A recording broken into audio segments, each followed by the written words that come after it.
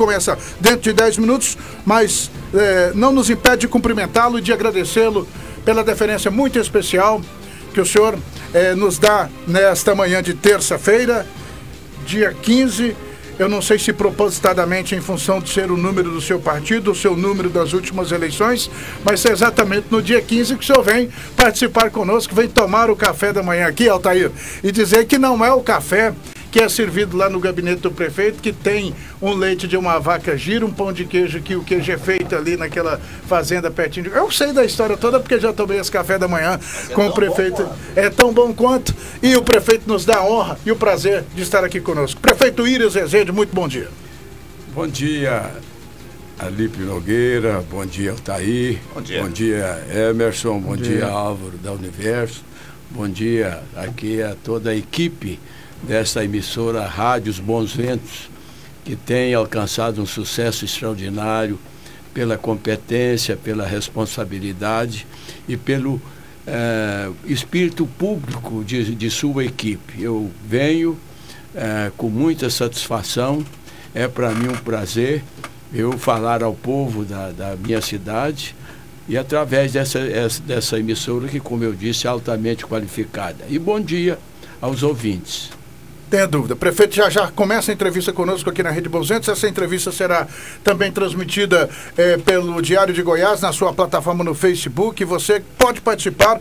Eu repito o que tenho dito sistematicamente quando a gente recebe os nossos convidados aqui. Para nós é motivo de muito prestígio receber o prefeito Íris Rezende. Nós já recebemos outras autoridades aqui que nos honraram também com as suas presenças. Agora, a nossa entrevista com o estadista da envergadura de Íris Rezende, ela tem que ser tratada da melhor forma possível. Na medida em que, ainda que de forma simbólica, nós estendemos o tapete vermelho para que ele adentre a nossa casa, a simplicidade da nossa casa, para tomar o café conosco, nós queremos que os nossos parceiros, que são os nossos ouvintes, tenham também o mesmo comportamento com o prefeito, respeitando a história desse grande líder político de Goiás, desse grande estadista, de uma biografia, eu repito, irreparável. Durante toda a semana nós estamos colhendo aqui questionamentos dos nossos ouvintes e eles serão colocados em tela daqui a pouco para que você possa participar livre e democraticamente desta entrevista com o prefeito de Goiânia, Íris Rezende. 7h19, 7h19. Incertezas eleitorais provocam alta no dólar. A reportagem é da Tatiane de Souza.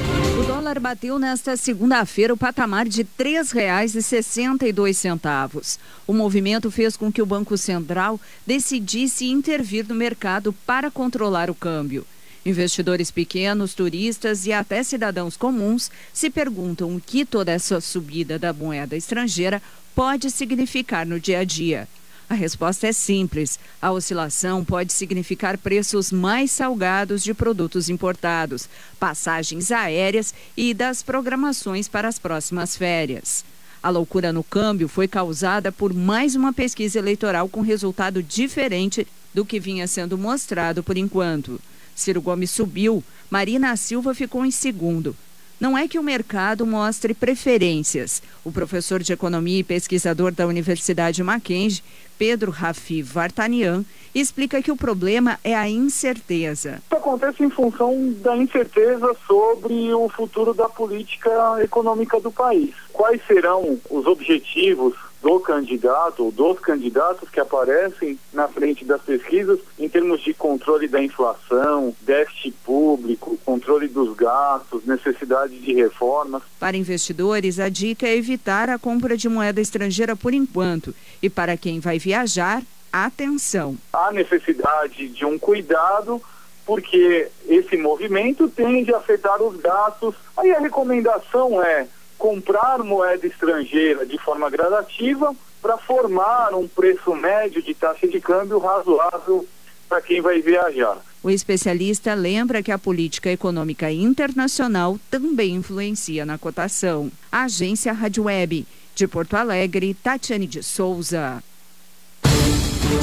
7h21 agora, 7h21.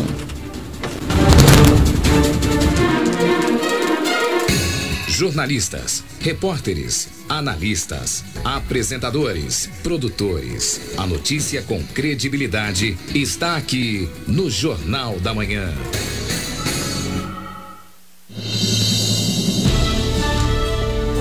Na troca de ideias e no debate saudável, a sociedade evolui. É hora de saber. Entrevista do dia.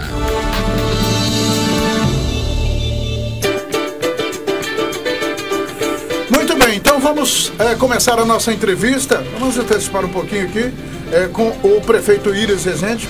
E não é todo dia que você recebe alguém, eu repito, como o prefeito Iris Rezende em estúdio, e a gente vai aproveitar ao máximo a presença dele aqui para a gente tentar ver o posicionamento dele em relação às questões da prefeitura, tentar, na medida do possível, trazer luz às dúvidas dos nossos ouvintes, aos nossos questionamentos. Não sem antes agradecer o Carlos Alberto Antunes Branco Júnior, que é o Carlos Júnior, que é um dos assessores do prefeito, assessor direto do prefeito Iris Rezende, e a Lênia Soares, que é assessora de comunicação do prefeito, assessora de imprensa do prefeito. Eles acompanham o prefeito Iris Rezende nessa entrevista, e a eles nos nossos agradecimentos também. Prefeito, aprendi lá em Jataí, no interior, diz que manda quem pode, obedece quem tem juízo. Por isso eu deixo os mais velhos perguntarem primeiro. Pois não, Altair? Os mais velhos? Puxa vida, que maldade. Como é que eu respondo a isso, prefeito? Responda com humildade. Bancada, né? Obrigado pela gentileza, então. Bom, prefeito Iris Rezende, o assunto mais quente na gestão municipal é o relatório da Comissão Especial de Saúde. Traz aí algo inusitado, o pedido de processo contra autoridades. De forma ousada, inclusive, penso, a SEI pede iniciamento da secretária da Saúde do Estado, da Prefeitura do Estado, do senhor também. O senhor já avaliou esse processo? Como é que o senhor responde a esta iniciativa que tem um fato jurídico, mas também tem um fato político? Bem, na verdade, eu tomei conhecimento disso pelos jornais de hoje, que trouxe, até com certo destaque, o possível relatório da comissão.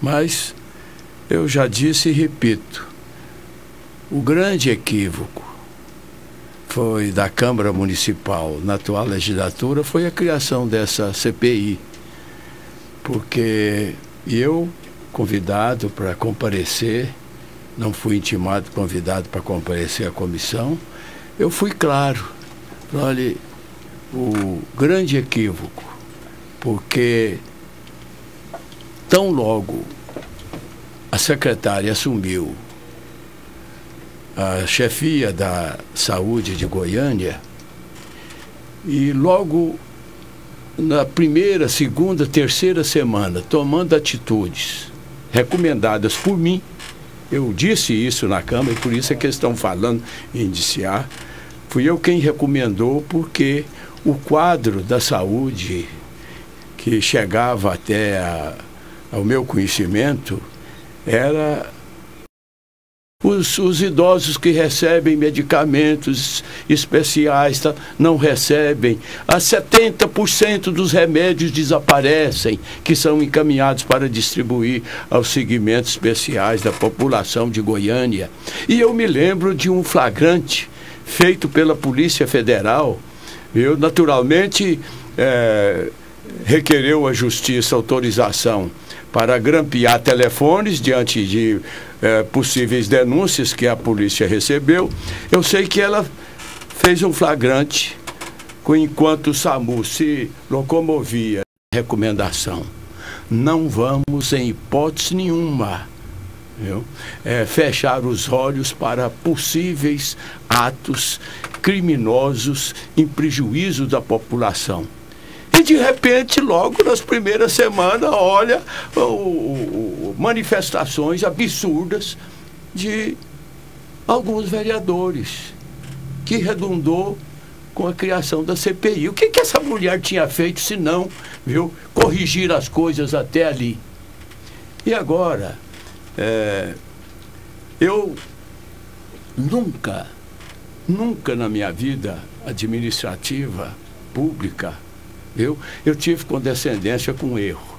com aproveitadores, com corruptos. Nunca. Bem, mas se instalou a comissão, eu tenho respeito pelo Legislativo, é competência do poder criar suas CPIs, Assembleia, Câmara, Assembleia, Congresso e tal. Bem, mas quando eu fui chamado para falar sobre aquela situação, eu fui claro.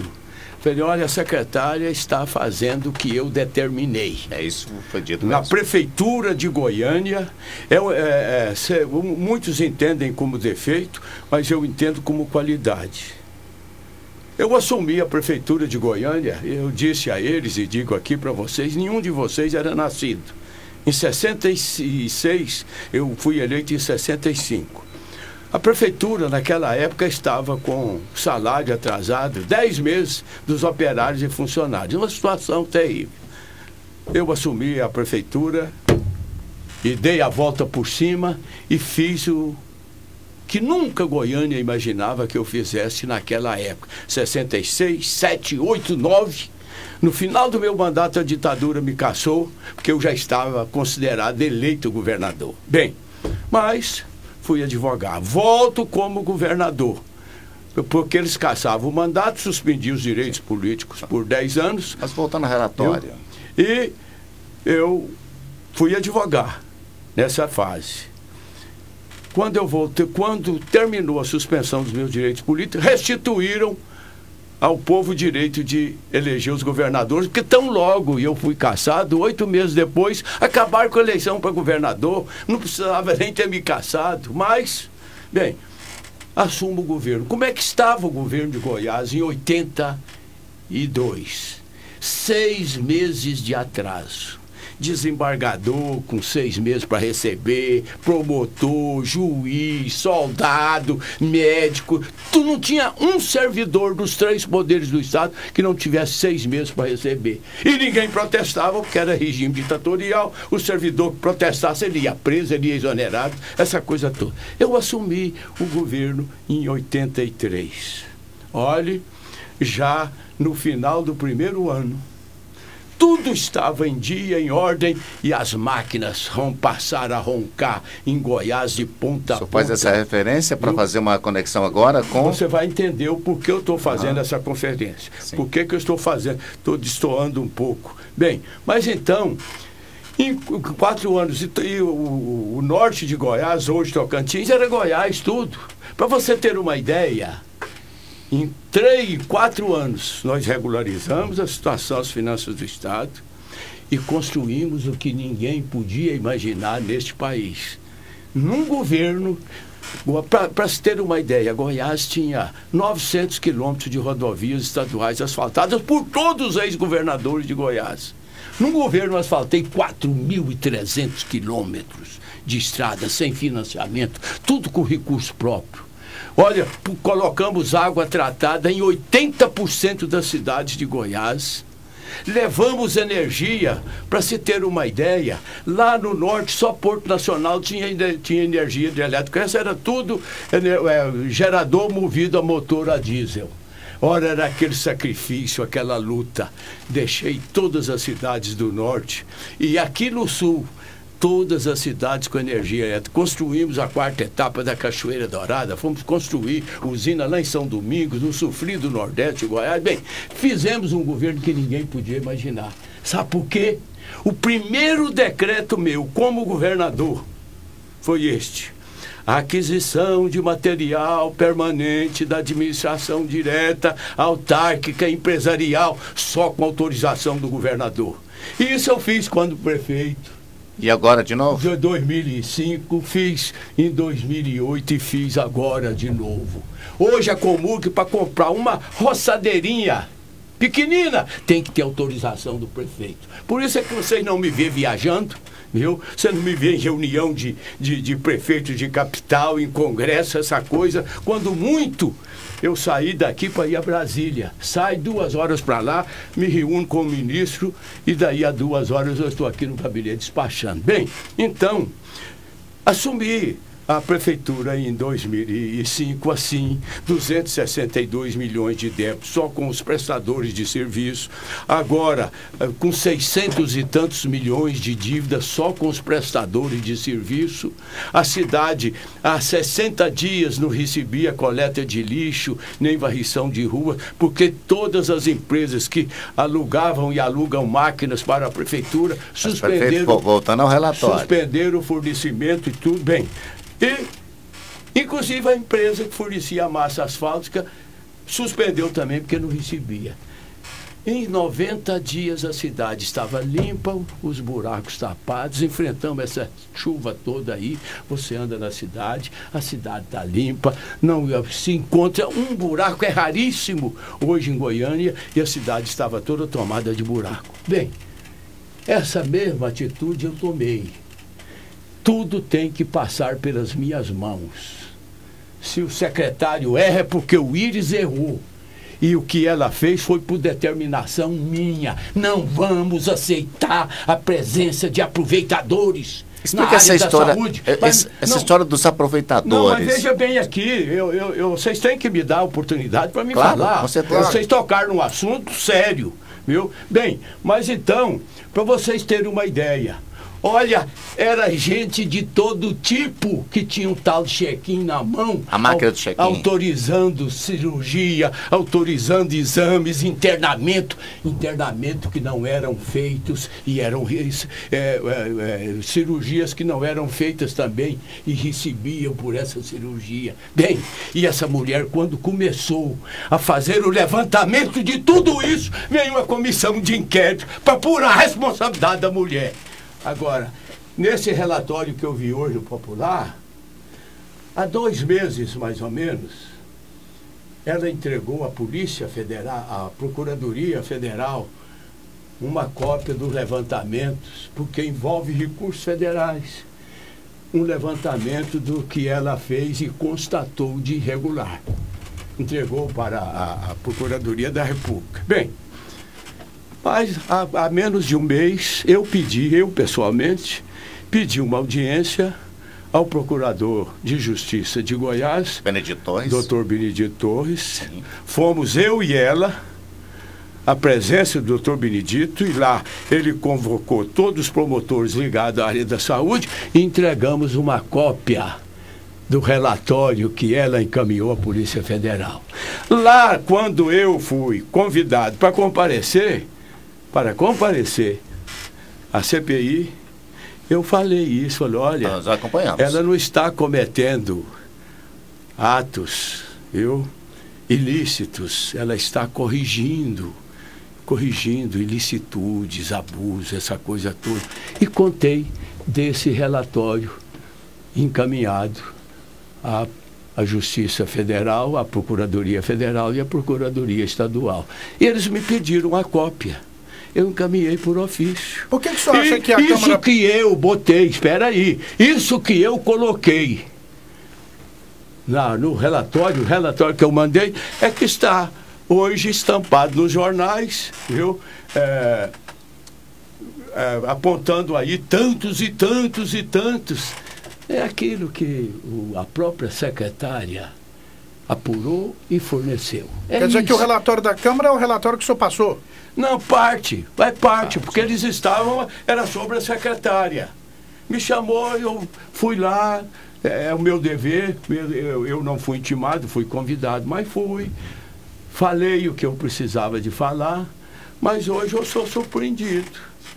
Grande parte das pessoas comprometidas no relatório encaminhado pela secretaria constam como indiciados aí pela comissão. Por que o senhor acha, prefeito, que a Câmara sugere sempre, e às vezes em determinadas situações, com um pouco mais de fervor e às vezes até de arrogância, pede o afastamento da secretária da Saúde? É porque ela está importunando muita gente.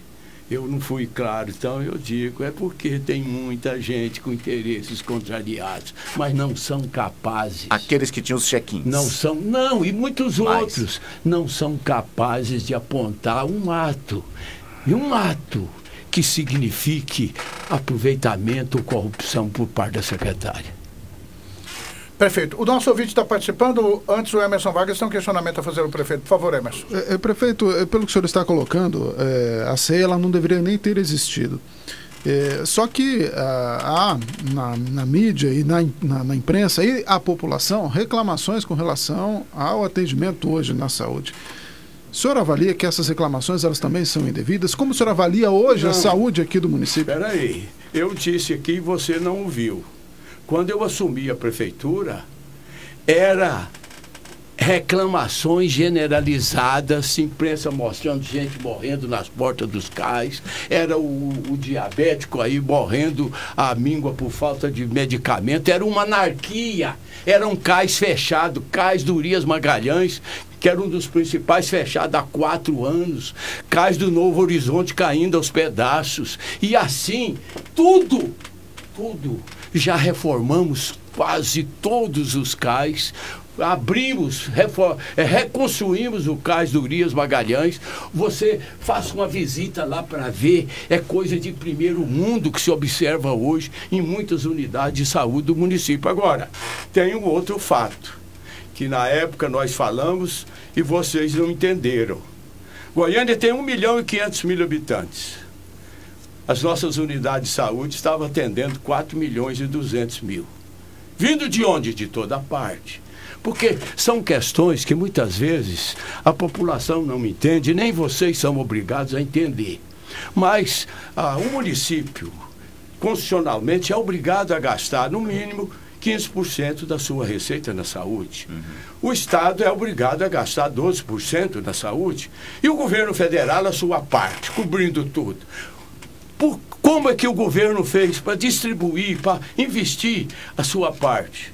Criou o Sistema Único de Saúde, em que os prefeitos são os coordenadores nos seus respectivos municípios. Muito bem. Agora, como é que o governo distribui a sua parte para os municípios? Distribui proporcionalmente à população de cada um. Goiânia recebe correspondente a 1.500.000, a outra cidade ali de Rio Verde correspondente aos 200.000, outros 100, Aparecida 500 e assim por diante. Agora, por que muitos foram empurrando doentes aqui nas unidades de saúde do município com endereços de Goiânia, de parentes ou de conterrâneos? É porque quando vem oficialmente o doente de outro município, Goiânia atende. E o próprio Ministério, no mês seguinte, credita para Goiânia aquilo que se gastou com aquele doente, suponhamos, lá de Jataí, viu? E debita para Jataí na sua cota a distribuição do mês seguinte. Essa é a pactuação. Essa é a política que integra o Sistema Único de Saúde. Bem, mas ela foi, inclusive, você vê tanta casa de apoio em Goiânia. Você já notou isso? Já. É para todo gosto, até de outros estados. Até do seu partido. Viu? É? Também. Mas assim, então, de integrância do seu partido. Tudo isso mexeu com interesses os mais variados. Sobretudo daqueles que mandavam conta para a prefeitura, viu? De um ato médico e não tinha feito. A primeira reação foi quando quando assumiu, ela deparou-se com uma irregularidade. 400 médicos contratados para os plantões. 400 e tantos. E esses médicos ganhavam, eu não sei se 20.000 ou 21.000, eu sei que era 200.000 por ano o contrato para prestar até 21 plantões. Essa expressão até, se o médico fazia um plantão, estava dentro do contrato. Se fazia 5, ela mudou tudo. O médico tem que se identificar no ato do ponto, lá com impressão digital. Na saída, ele tem que também mostrar a sua saída. Isso já contrariou. Chegou na época o presidente de uma entidade médica convocando os médicos para não aceitar aquele contrato novo. O Ministério Público, sem a intervenção da Prefeitura, viu, chamou a atenção desse líder da entidade. Se você persistir, você vai ser processado criminalmente. Bem, mas hoje são 500 médicos contratados, trabalhando direitinho, prestando os seus plantões, dando assistência nos seus dias de trabalho. Quer dizer, você não vê mais. Olha, Goiânia tem 1.500.000 habitantes. Você não vê mais essas questões escancaradas que significaria falta de responsabilidade ou de competência. Vai consertando. Nós temos hoje 183 equipes, um médico, uma enfermeira e um funcionário visitando de casa em casa a população de Goiânia. 183, o dia todo. Quer dizer, então eu tenho falado... Nós vamos corrigindo. Através dessa evolução, dessa revolução na área da informação aí, com a internet, nós estamos instalando processos que amanhã de casa, viu, a pessoa vai dar um tiquezinho ali, imediatamente vem a resposta. Você pode procurar o posto tal. Isso vai demorar, prefeito? Não, é questão aí de 60 a 90 dias. O projeto já está em implantação. Parte dele já está realizado. E nós esperamos, então, por isso é que eu tenho falado, dentro de pouco tempo, Goiânia será a referência nacional na área da saúde pública. Prefeito, nós precisamos esgotar o problema, essa questão da saúde, mas uma última pergunta, para que a gente não comente sobre ouvir dizer ou ouvir falar. Dizem que o senhor fala que a secretária está mantida porque o senhor tem plena confiança na capacidade dela. O senhor já disse isso alguma vez, que apesar das críticas que são feitas a ela, apesar de ter dentro da própria gestão algumas pessoas que fazem relação em relação a esses comentários que são ditos sobre a secretária, o senhor tem sido firme e dizer que ela fica e só sai quando ela quiser. Isso não, é fato? Muitos pensavam que nos primeiros gritos que dessem, eu iria tirar. Foi quando eu, na comissão, eu disse, olha, eu fui buscar uma pessoa descomprometida com segmentos que estavam aí usando e abusando da área da saúde. Bem, disse isso. E tenho acompanhado. Eu sou um administrador, diz, o Íris é centralizador, sou mesmo, mas por isso que eu nunca fracassei em administração, quer de prefeitura, quer de Estado. Eu centralizo, porque é a obrigação do chefe não ficar julgando culpa aí. Quando o auxiliar não corresponde, eu tiro. Os vereadores pediram algo, então, que o senhor não vai atender, que é o afastamento da secretária no relatório. Insistiram de novo. Eu não sei por que vocês estão tão preocupados com esse relatório, que eu nem vi o relatório ainda. Tá, mas ele é um documento. Eu nem vi. Eu tenho que ver se essa comissão vai aprovar, porque o que a imprensa noticiou hoje, sim, é que o relator apresentou o seu relatório. Foi. Mas a comissão não aprovou. Ainda não aprovou. Nisso só tem razão. Então a comissão tem que aprovar. Vamos ver o comportamento do plenário. Porque isso não é brincadeira agora. Você pergunta, você está preocupado? Eu falei, não estou, não. Porque acima de CPI, de Câmara, de Assembleia, de Congresso, nós temos o Poder Judiciário, viu? Para punir as pessoas que abusam do poder que lhes são dado, o poder que lhe é dado e nas mais variadas funções da vida pública nacional. De forma que amanhã, se eu sentir, viu, que eu fui atingido por irresponsabilidade, você não tenha dúvida, não, eu vou recorrer à justiça, porque com honra não se brinca, principalmente com a minha honra, que eu tenho 60 anos de vida pública, ninguém construiu nesse estado o que eu construí e ninguém foi capaz de dizer que um dia um empresário tenha ganho uma concorrência porque fez favor ou que tenha recebido uma dívida porque fez favor. Não, nunca aceitei isso. Olha, você veja aí, quando nós vivemos um mar de lama na política nacional, vocês são jornalistas bem informados, eu com tantos anos na política, nós nunca imaginávamos que a corrupção estivesse tão vasta, tão profunda como está hoje no Brasil. O Brasil hoje, no mundo inteiro, é tido como um país de corruptos. Bem, então você vê aí quantos presos, quantos processados, aquela coisa.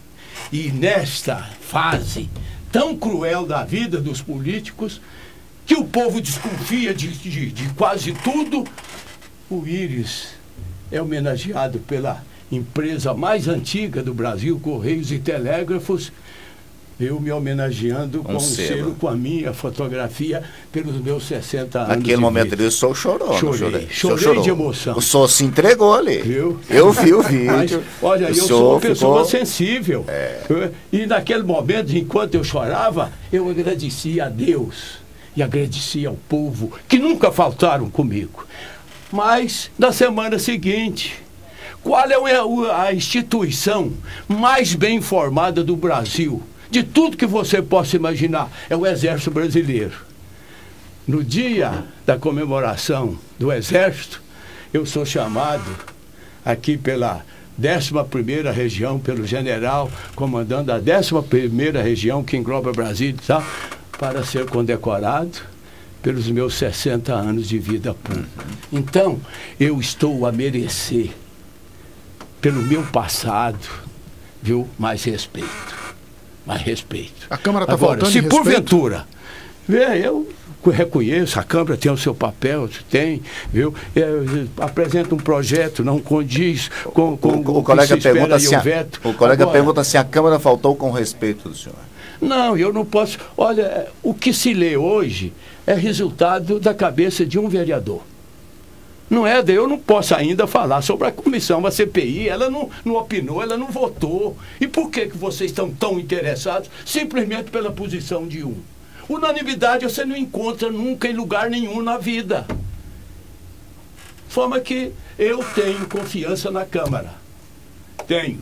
Porque na hora de votar qualquer medida que venha tocar na honra dos outros, eu sei que o vereador vai contar até 10, até 100, até 1000, para não ser injusto. E eu, como ser vivo, não vou aceitar injustiça nem agressão de quem quer que seja calado ou imobilizado. Muito bem, vamos já virar a página desse assunto. O ouvinte, o Álvaro da Universo, vai trazer perguntas do ouvinte, então prefeito, fique à vontade. Muitas participações aqui, já vou pedir desculpa a alguns ouvintes que não vão dar para, com certeza não vai dar para colocar todos os áudios, todas as perguntas que chegam aqui. Mas a gente passa para a assessoria e na medida do possível que a assessoria puder responder, por favor. O Marcos Silva mandou um questionamento aqui via áudio. Bom dia, Altair Tavares, bom dia, prefeito Íris, bom dia a todos vocês da Rádio dos Bons Ventos. Gostaria que vocês perguntassem ao prefeito o porquê que demorou tanto a fazer essa limpeza na Comurg. O porquê demorou tantos anos, o povo sugando dinheiro da Comurg, sugando dinheiro da prefeitura. Quantas e quantas pessoas saíram dessa Comurg rica, compraram chácaras, fazendas aí, e demorou tanto a prefeitura acordar e fazer um limpa. E hoje está nessa crise que está. E nós que trabalhamos, estamos aí preocupados com nossos empregos por causa do passado, que consumiu tanto dinheiro da Comurg. Fala para nós aí, prefeito. Olha, muito bem, a sua pergunta, ela é oportuna, porque eu fico feliz quando vejo a população acompanhando todos os nossos atos, as nossas ações, chamando atenção, fazendo sugestões. Isso porque quando eu me sinto só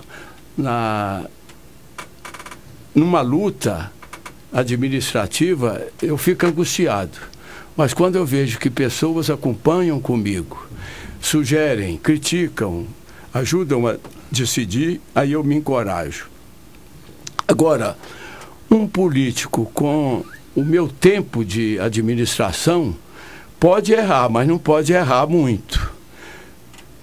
Tem que ser prudente, tem que ser cauteloso. Coragem nunca me faltou para tomar atitude. Eu não sei a sua idade, mas em 1983, quando eu assumi o governo, quando eu disse daquela situação que encontrei, viu, 6 meses de atraso do desembargador ao funcionário mais humilde, eu não titubeei. tomei uma atitude que ninguém nunca esperava. Naquela época, a nomeação interina era constitucional, o pessoal ali ia nomeando, sem concurso, aquela coisa, e de vez em quando o Congresso aprovava uma lei, efetivando quem tinha mais de 5 anos na interinidade, e abusaram muito disso antes da minha eleição. Eu, com um decreto só, estabeleci os nomeados nos últimos 9 meses ficam dispensados. Esse decreto alcançou 21 mil. Foi o chamado de decretão. Olha, e para ter coragem, para botar 21 mil pessoas na rua, viu? Não é à toa, não. É medida impopular, né, prefeito? É claro. Não, e tomei tantas outras medidas. É uma coisa que nunca me faltou, foi atitude administrativa. Agora, o administrador não pode errar. Agora já retiramos 700 aposentados, porque durante 6 meses fomos discutir, acaba ou não acaba com a Comurg? E uma coisa pesava no meu coração. Falei, lá tem 8 mil funcionários. Olha, se eu acabar com a Comurg, como é que essa gente vai viver também? Tem aqueles que, como disse aí o Marcos, tem aqueles que aproveitam ilicitamente da posição, mas tem aqueles que estão aí com a vassoura varrendo a rua, outros pegando o saco de lixo, botando no caminhão, outros lá no aterro, quer dizer, falei assim, e essa gente vai fazer o quê? Porque a proposta era contratar uma empresa que chegou a fazer uma proposta assim, e não, tem que fazer. Eu falei, calma, eu não posso levar para a desgraça conscientemente milhares de pessoas. Já estamos tirando. Já tiramos quantos? Tiramos 700 funcionários que requeriam aposentadoria. A prefeitura não tinha o dinheiro para pagar a indenização, então ele continuava contratado, ganhando aposentadoria e ganhando salário. Já saíram, entenderam a nossa atitude. Estamos agora permitindo aí aqueles que queiram sair, recebendo a indenização espontaneamente, e tudo isso acompanhado pelo Tribunal Regional pela Justiça do Trabalho. Mas estamos atuando e já economizamos na Comurg em torno de 20 milhões por mês, porque quando eu assumi a prefeitura não era só a Comurg a culpada, não, mas o déficit da prefeitura era de 31 milhões por mês. Quer dizer, a prefeitura gastava mais 31 milhões do que arrecadava. A Comurg já chegou a gastar 45 milhões por mês, o senhor disse. Esse valor por mês já foi reduzido? Não, a Comurg custava 50 e tantos milhões já. Custa quanto hoje, prefeito? Já economizamos aí em torno dos 15 milhões já, viu? Mas não é ainda o suficiente. Vamos atuar mais. Aqueles salários exagerados, viu? Muitas vezes fruto de aproveitadores, vão sair, não vão ficar não, viu? Vão sair. O que não me falta é coragem para tomar atitude. Eu tenho coragem para aumentar o imposto quando necessário, tenho coragem para reduzir, eu tenho. Agora, tudo o que eu faço é movido pelo espírito público. Ninguém pode dizer ao Íris se alguma vez eu fui injusto, fui inconscientemente, mas não com a vontade de ser injusto com alguém. Perfeito. Mais uma pergunta de um ouvinte? Vamos lá? Álvaro. Alessandro, lá do setor universitário. Qual é o nome? Alessandro, do setor universitário, mandou um áudio aqui. Bom dia, Altair. Bom dia, Emerson. Bom dia, Alípio. Passa uma pergunta, por favor, sobre a malha asfáltica de Goiás. Ops, bem na hora ligar. Tivemos uma interrupção. A malha asfáltica de Goiânia, certamente ele quer saber sobre o recapeamento da cidade. Vamos lá de novo. E aquele Goiânia está financiamento. toda precária, deteriorada, para não falar outra coisa. E desde a outra gestão disse que tinha uma verba para fazer o recapeamento todinho da cidade. Ajuda nós aí para ver se nós temos um benefício, ver se nesta gestão dá para resolver isso. E sobre questão de limpeza também, eu moro no setor universitário e nunca antes o setor universitário esteve tão abandonado como está agora. Sem varrição e sem limpeza, sem nada. E olha que é um bairro no centro, imagina os outros.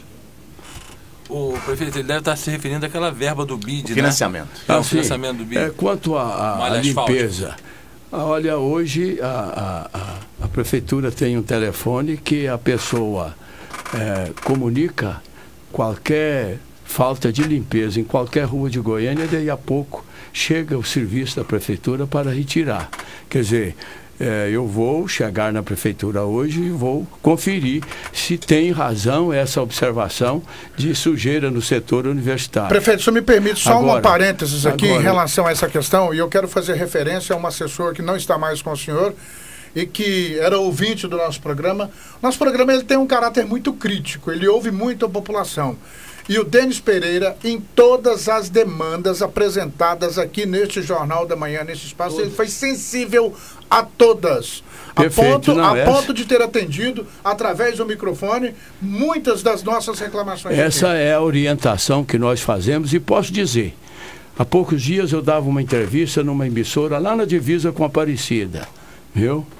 E me foi feita uma pergunta, eu falei, olha, eu saí de casa, era muito cedo, comércio todo ainda fechado, eu saí, subi pela rua 85, peguei a T63, passei pelo centro do setor Perduvico e vim até aqui na emissora, não vi um papel na calçada, um papel na rua. Falei, sabe por quê? Porque o povo está me ajudando. Os comerciantes estão varrendo os passeios. O povo não está mais jogando latinha na rua, nem papel. Quer dizer, a população está colaborando. E vamos desenvolver ainda uma campanha mais arrojada ainda para que Goiânia se torne a cidade mais limpa. Agora, quanto a isso, nós temos que entender, Goiânia tem asfalto de 80 anos. Foi o primeiro asfalto que Perduvico fez. Depois, quando eu assumi a prefeitura, em 66, o asfalto só existia da Praça Cívica até na Praça Ferroviária, da Rua 74 até no Botafogo. Campinas só tinha 2 ruas asfaltadas e a Vila Nova só tinha uma quinta. Nós asfaltamos Vila Nova, Nova Vila, setor oeste, que não tinha uma rua asfaltada, setor aeroporto, setor sul só tinha a rua 82 ali, em torno do parque. Asfaltamos Campinas, asfaltamos quase tudo naquela época que era habitado. Viu? Bem, mas Goiânia cresce assustadoramente. Naquela época, Goiânia tinha 200 mil habitantes. Depois assumi agora o governo, em 2005. Viu? Esse já é mais novo, mas tinha 134 bairros sem asfalto, asfaltamos todos. Foi um compromisso meu de campanha e cumprimos. Agora, esse asfalto que está aí, feito pelo União, feito por mim, tem aí 60 anos, 50. Viu? Bem, mas o meu antecessor, o prefeito Pedro Wilson, entrou com requerimento pedindo autorização ao governo federal para... Paulo Garcia, né? Paulo Garcia. Isso. Paulo Garcia, desculpe, Isso. foi boa correção. Ele entrou com um pedido, porque esses empréstimos internacionais, o governo federal avaliza. Se o ente público não paga, o poder público federal tem que avalizar. Inclusive, o próprio Senado tem que autorizar. Esse processo andou um pouco e paralisou. E eu assumi a prefeitura, estou de cima disso até hoje. Ainda na semana passada, recebi uma visita do ex-ministro da Fazenda, cobrei, falou, olha, eu lutei muito lá. Bom, ele disse, então nós estamos atrás disso, mas não é só isso, não é só isso, esse empréstimo é para...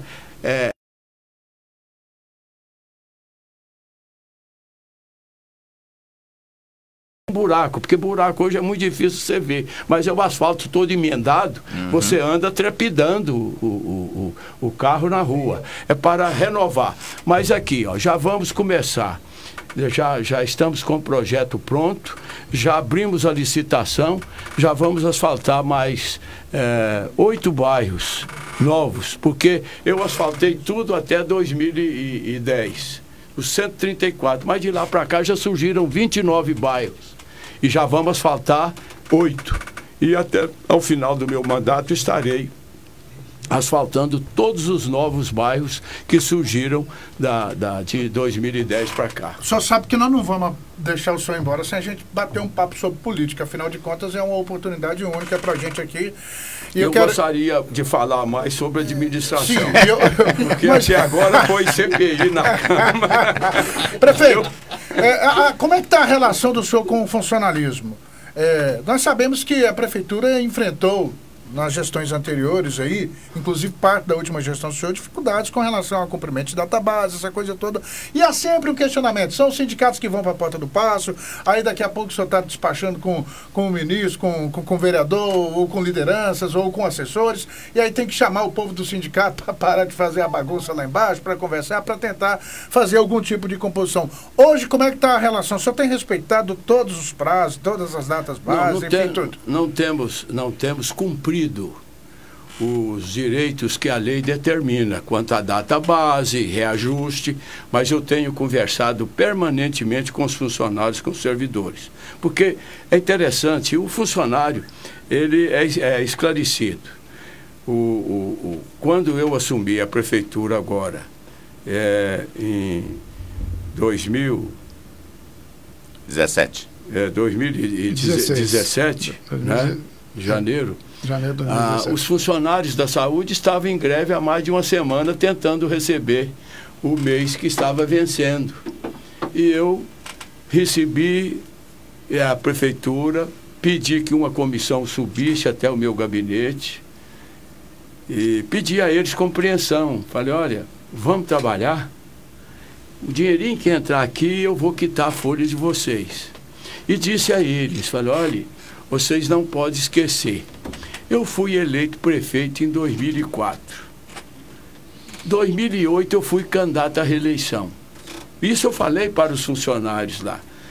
Pela primeira vez na história de Goiânia, os funcionários da prefeitura alugaram um prédio lá perto do Moreirinha e abriram um comitê para a minha reeleição, viu? Esse comitê abria depois das 17 horas até as 10 da noite, distribuindo bandeiras, essa coisa. Sabe por que vocês fizeram aquilo? É porque eu sempre respeitei o servidor. Eu respeito vocês. Agora, vocês têm que viver comigo a administração. Então, porque eu controlo as finanças do município. É o que eu disse aqui, não se compra nada sem a minha autorização. E eu só autorizo pelo saldo que tem para pagar à vista.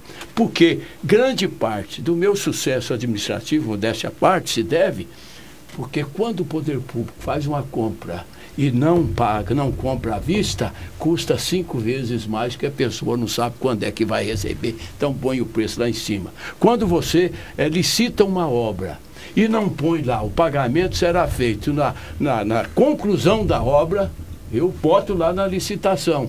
Se não põe isso, custa 10 vezes mais. Por isso é que não rende. Então, tudo na Prefeitura de Goiânia hoje, seja obra, seja contratado na nossa administração, custa 1/3, 1/4 do que custaria normalmente. Então, os funcionários têm vivido isso comigo. Você sabe, assumi a prefeitura naquela situação, mas até hoje não atrasamos um dia uma folha de pagamento. E a folha da prefeitura, ela é pesada, mas os funcionários veem o que nós estamos... Esse mutirão que nós fazemos aí, nesses finais de semana, é porque a prefeitura está sem dinheiro ainda para licitar e fazer com firmas. Então nós fazemos com os operários, reformando, já reformamos 160 e tantas escolas municipais através dos mutirões, já reformamos praticamente todos os postos de saúde e vamos fazendo aí, consertando meio-fio, pequenas pontas de asfalto, tudo através de mutirão, ainda sem nenhuma empresa. Mas, como eu disse, já vamos começar a abrir a licitação para 9 bairros, 8 bairros desses novos, viu? E queremos até o final, mas a proporção que a prefeitura puder, ela vai pagar o reajuste, ela vai cumprir. É que a prefeitura não pode tirar, financiar empréstimo para ir pagar folha, não pode, porque se fizer, amanhã, viu? O que será dessa cidade?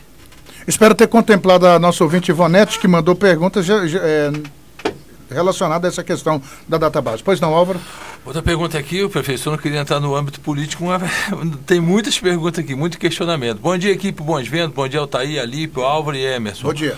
Bom dia, excelentíssimo prefeito de Goiânia. Sou eleitor do senhor e admiro muito como ser humano e político. Deu uma vida pública invejável.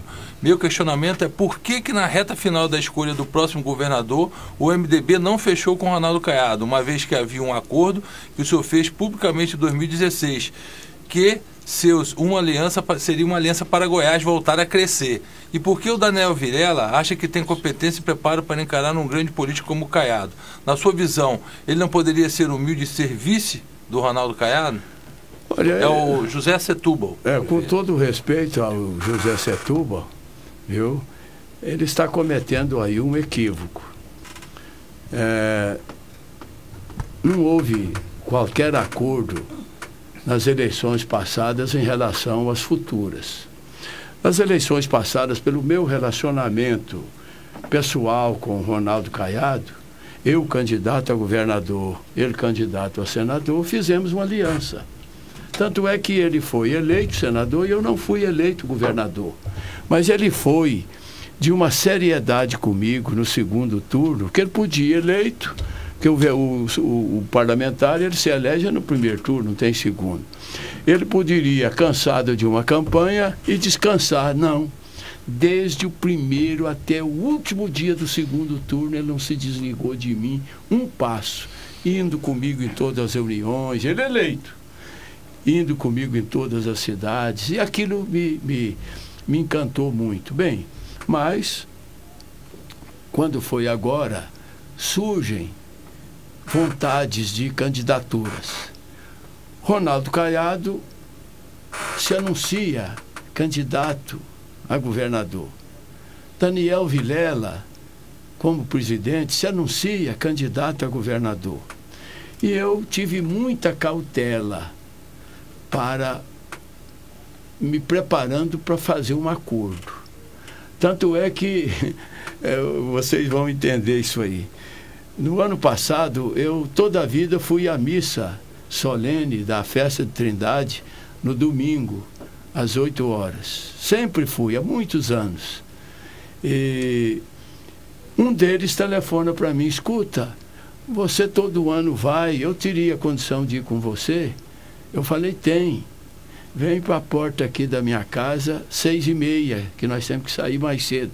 Telefonei para o outro: ó, vamos comigo para Trindade. Cheguei em Trindade com o Ronaldo e o Daniel.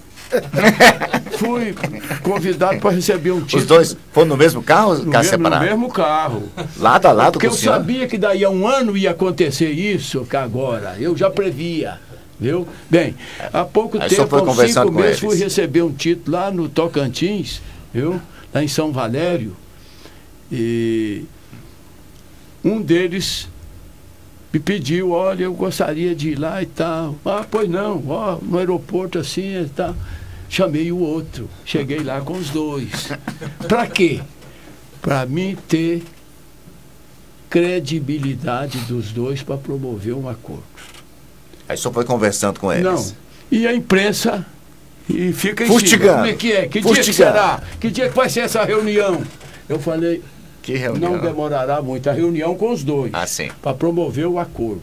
Bem, aí um repórter me perguntou, não sei se é um aqui dos Bons Ventos, né? Mas me pergunta: escute, se o senhor não conseguiu o acordo, o senhor vai apoiar quem? Falei: eu apoio, se não tiver acordo, eu apoio o candidato do meu partido. Eu nunca tergiversei. Nunca. O Samuel Estraioli. Foi aquele carequinha, né? Nem a época da ditadura. Bem feio. Bom, então isso eu falei antes. No dia da reunião, você veja bem, com a seriedade que eu levo as minhas ações. Marquei o horário e subiram os dois. Eu disse para os dois assim, falei: ó, antes de esperar vocês, eu fui para o meu quarto, me ajoelhei, pedi a Deus para que o Espírito Santo nos ilumine, para que nós façamos o melhor que esse Estado está a merecer de cada um. Esse foi o início da reunião. Bem, dei a palavra a um, aí eu disse o que eu gostaria, que um fosse candidato a governador, o outro a vice, ou um outro a senador, ou e na próxima eleição, quem fosse agora, na próxima seria o outro. Tudo isso eu falei no início. E dei a palavra para cada um.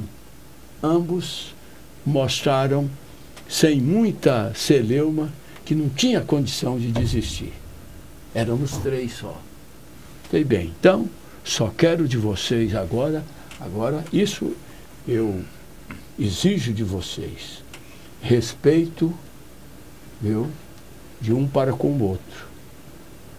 A partir desse momento pararam os ataques. Porque nenhum de vocês são adversários dessa população que espera mudança.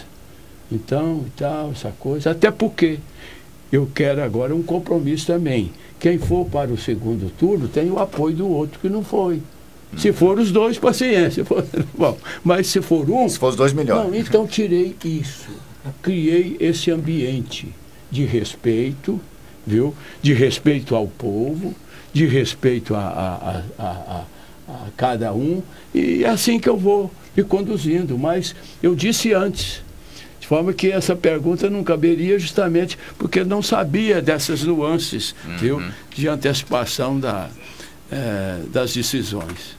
Prefeito Roosevelt Júnior, faz uma pergunta inusitada aqui. Ele faz uma comparação do senhor com o ex-governador de Goiás, Marconi Perillo, que os dois são tocadores de obra. Conheceu o senhor, que o pai votou no senhor a vida inteira e que ele já votou no senhor para prefeito de Goiânia também, e vê o senhor como um tocador de obras. Mas que acha que o governador também foi um grande tocador de obras. Pergunta para o senhor é mais tocador de obras que o Marconi ou o Marconi é mais tocador de obras que o senhor? Eu não quero me apequenar, não, fazendo avaliação pessoal, e eu acho que essa avaliação ela tem que ser feita pelo próprio povo. Mas na autocrítica do senhor, o senhor contribuiu muito para Goiás, do ponto de vista das obras que foram edificadas e tudo. Olha, eu estou aqui apto para dizer, viu? Sem humilhar, sem diminuir ninguém.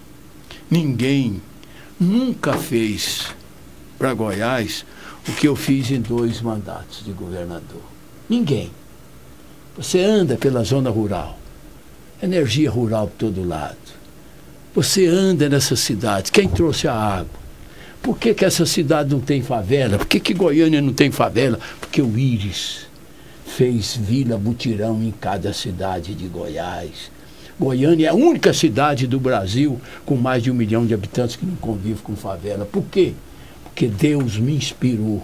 No início da minha vida, eu com 31 anos de idade, eleito prefeito, que a favela degrada a família, a criatura humana.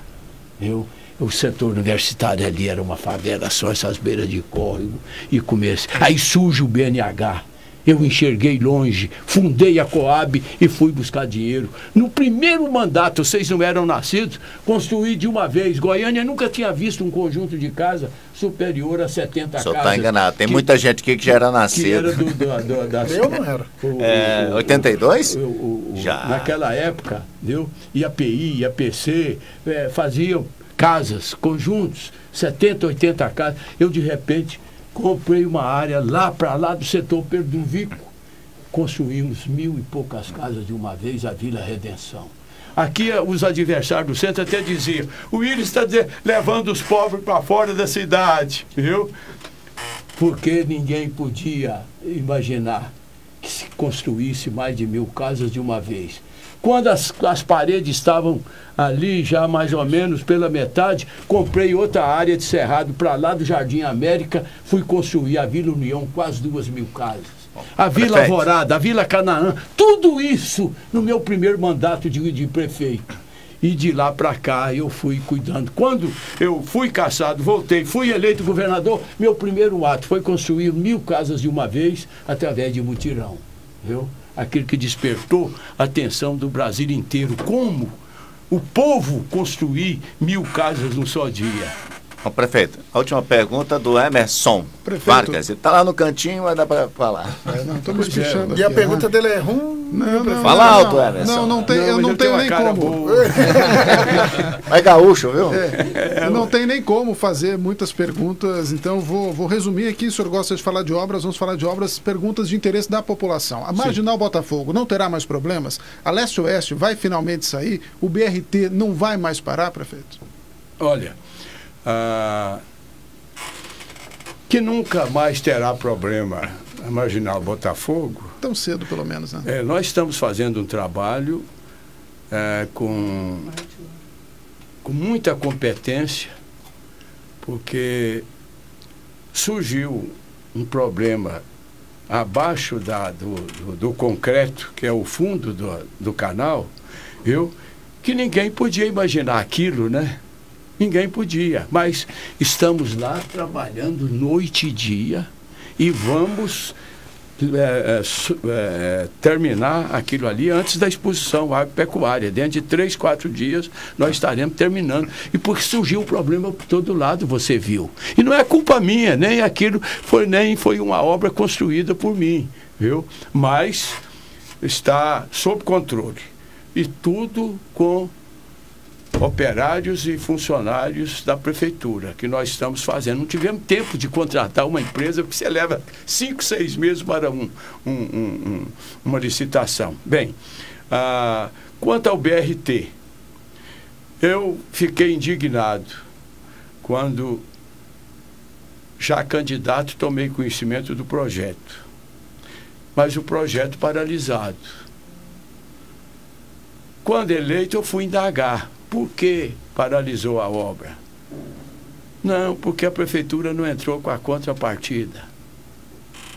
Quanto é essa contrapartida? Foi a Caixa Econômica Federal. Olha, 6 milhões e alguma coisa que a prefeitura não pagou. Eu, com aquele atraso todo, funcionário da saúde em greve, porque estava com o atraso, eu disse aqui, eu fiz economia de toda a ordem, fui lá e paguei os 6 milhões. A Caixa recomeçou. Daí, há 20 dias, suspendem a obra de novo. Aí eu fui duro com a Caixa Econômica Federal. Falei, olha, virou uma onça. Vocês estão faltando com respeito com a prefeitura, com a população de Goiânia. Viu? São problemas que aí alegaram porque tinha lá um item com sobrepreço. Falei, mas isso vocês deviam ter olhado, era no ano de 2014, quando se fez a licitação. Vocês deviam levantar um negócio desse já depois de 3 anos. 3 anos e tanto. Não. Mas aí eu fui dizer, gente, se teve sobrepreço no item, teve subpreço nos outros itens, porque essa empresa ganhou uma diferença de 20% da segunda colocada. O preço global, né? O preço global. Então, quer dizer, a gente enfrentando essas incompreensões, esses desajustes, essa coisa. Eu sou um homem muito prático, eu tenho facilidade para tomar decisão. Mas entrou o Ministério Público no meio. Daí se fez um acordo. Participou a Caixa, isso foi assinado até lá na presença do presidente da República, participou todo mundo, dividiu-se em 2 partes, a primeira seguindo o contrato já assinado, e vamos abrir uma licitação para a segunda parte, que é aqui do setor Pedro do Vico. Já tem data ou não? Ainda não. Não, estamos formalizando o processo. E a Leste-Oeste, prefeito? Leste-Oeste. Essa é a minha paixão. Falta o quê? Essa é a minha paixão. Falta, é claro, recursos, porque 2/3 dela estão prontos, que eu fiz em 2005, 6, 7, 8, 9 e 10. Você ali da Câmara Municipal, você vai nela até lá no bairro Goiás. Aí tem um trecho que não deu tempo, porque quando eu saí paralisou tudo. Na verdade, o Pedro Wilson fez uma parte, até virou um processo contra ele, porque fez uma caminhada lá durante a campanha. Virou um processo contra ele. Não, porque o processo começou comigo. Viu? Ele fez uma inauguração lá e quase perdeu a candidatura. Para você ter uma ideia... Mas voltando ao assunto. Quando eu, prefeito, em 66... O BNH abriu um crédito para os municípios com população superior a 200 mil para a elaboração de seus planos diretores. Goiânia tinha um plano diretor para 50 mil habitantes em 50 anos. Bem, então você viu, superou tudo, já estava com 200 mil, a prefeitura se candidatou e fez-se a licitação, veio uma empresa, me parece que internacional, para fazer o plano de Goiânia. O doutor Jorge Raim era o diretor, viu? E na primeira palestra dele, nós convocamos todas as lideranças, associação comercial, para ele dar uma explicação o que seria o plano diretor, o que seria Goiânia e tal. Bom, e eu nunca me esqueci de uma expressão. Ele disse, olha, Goiânia não vai crescer para o norte, por causa da ferrovia e do Rio Meia Ponte. Goiânia não vai crescer para o leste por causa da rodovia federal que está se construindo. Aquilo ficou na minha cabeça. Anos depois, olha, eu, governador, quando a rede ferroviária federal suspende a construção de todas as ferrovias no Brasil. Nessa hora, eu preocupado com Goiânia, preocupado com a questão da Avenida Goiás, fui ao Ministério dos Transportes e deixei lá uma proposta. O Estado construiria tudo que tinha aqui na praça ferroviária, lá em Senador Canedo, numa área do Estado. Nós construiríamos tudo lá em Senador, o que existia aqui. Bem, aí pediram ainda um complexo de armazenagem que o Estado tinha em Anápolis. O Estado deu. Então o Estado se tornou, viu, o dono dessa área. Por que eu queria tirar a ferrovia? Primeiro, para abrir a Avenida Goiás. Segundo, para encontrar uma nova Anhanguera, porque a cidade cresce realmente para a região oeste. E agora, quando eu peguei a prefeitura, de imediato eu fui construir. O Paulo construiu da Avenida Anhanguera até na T9, um trecho, mas tem um trecho lá para frente, que nós temos que, inclusive, tirar dali algumas famílias que invadiu aquela área. Mas, para vocês terem uma ideia, da Vila Mutirão, aquelas 1000 casas num só dia, nós tiramos o pessoal que já tinha invadido essa faixa para lá. Então, eu sempre me preocupei. Se Deus quiser, nós vamos terminar leste-oeste. Estamos aí, o Estado se prontificou a dar uma ajuda de 50%. Estamos já com os papéis prontos, esperando o convite do governador para que nós assinemos o contrato. E, paralelamente a isso, vamos já construir também a nova praça ferroviária da Rua 44. Tá, definitivamente, para a gente encerrar, a assessoria está aqui puxando a nossa orelha ali, prefeito. O senhor se dá bem com o governador? O senhor falou agora dele aqui que está esperando, os papéis estão prontos, o senhor tem se dado bem? Eu me dou bem com todo mundo. Eu nunca fiz política movida a ódio, a restrição. Eu tenho minhas franquezas e tudo, mas você se lembra, eu nunca cedi para a ditadura que me caçou e tudo. Mas eu também não odiava. O meu coração não suporta o ódio. Eu não sei odiar. Não, eu falo do ponto de vista da gestão, de resolver os problemas da sociedade. Só tem tido com ele uma relação republicana, não com ele. A gente vê as dificuldades da Câmara e de um ou outro vereador de fazer determinadas críticas, muitas vezes infundadas. Eu não tenho queixa porque eu não fico esperando que os outros façam por mim. Eu sempre tive isso. Eu não tenho como... Quer dizer, nessa questão aí da leste-oeste, veio uma proposta do CODESE que o governo estaria disposto a participar lá da construção da praça, lá da ferroviária, viu? Eu falei, não, para isso aí eu não preciso do governo, eu quero o governo para a praça e para leste-oeste até Senador Canedo. Viu? E eles conversaram com o governador se dispôs, já estava na hora de assinar, mas venceu o mandato dele. O governador José Huerto já se dispôs também, já falamos até há 3 dias pelo telefone, vamos assinar proximamente, viu? Mas isso aí é o item número 1 da minha administração, é a leste-oeste. Prefeito, queria agradecer a presença do senhor aqui, prefeito Iris Rezende, ao estúdio da Bons Ventos, né, que faz parte do grupo Salgado de Oliveira. O senador Wellington mandou um abraço para o senhor, que coisa do boa. partido do senhor, do MDB, mandou um grande abraço para o senhor. Ele disse aqui, trata o prefeito de Rezende muito bem porque ele fez esse estado. Ele merece todo o nosso respeito e consideração. E eu tenho por ele um carinho, um afeto, porque ele foi um dos que acreditaram em Goiânia, investiram aqui na educação superior, de forma que Goiânia está a dever, viu? muito pelo crédito que ele deu, pelo que ele investiu.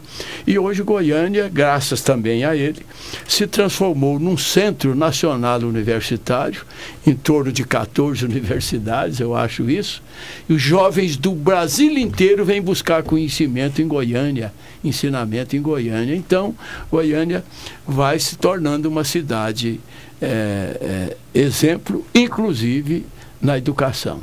Obrigado pela presença do senhor, mais uma vez. O Grupo Bandeirante, Rádio Bons Ventos, agradece muito a presença do senhor aqui no Jornal da Manhã.